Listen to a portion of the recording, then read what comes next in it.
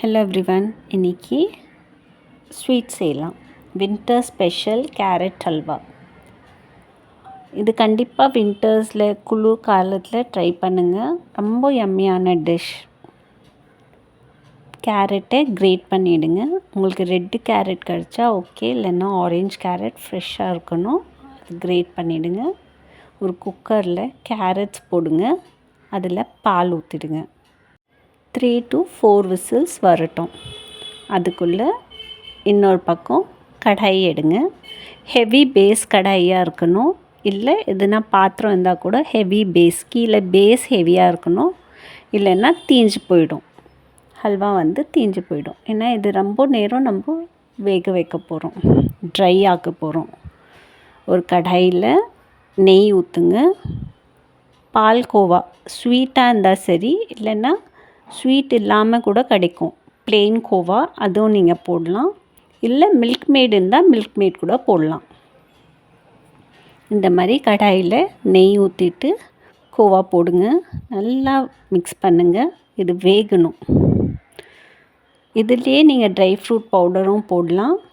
இல்லை நீங்கள் try ஃப்ரூட்ஸை great பண்ணலாம். பாதாம், காஜு, உங்களுக்கு என்ன போடணுமோ ஸ்வீட்டில் அந்த ட்ரை ஃப்ரூட்ஸ் போடுங்க. கோவா ஆகின பிறகு இந்த குக்கரில் இருக்க கேரட்டும் பால் கடாயில் போட்டுடுங்க. தேவையான சர்க்கரை ஆட் பண்ணிவிடுங்க.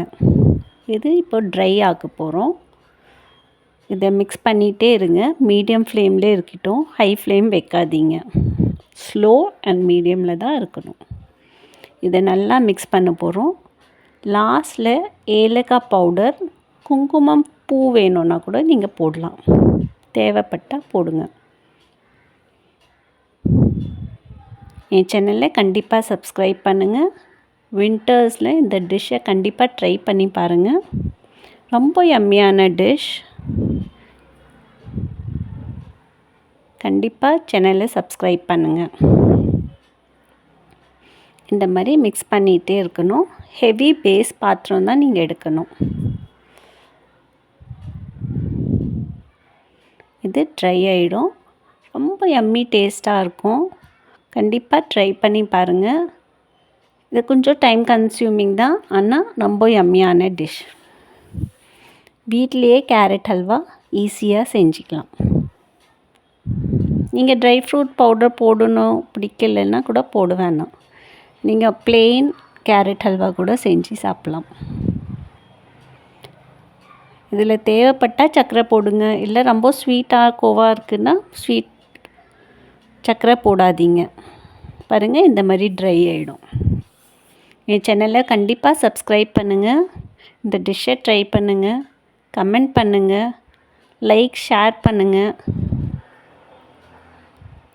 சப்ஸ்கிரைப் கண்டிப்பாக பண்ணுங்கள். இந்த டிஷ்ஷை ட்ரை பண்ணுங்கள். Take care. தேங்க்யூ.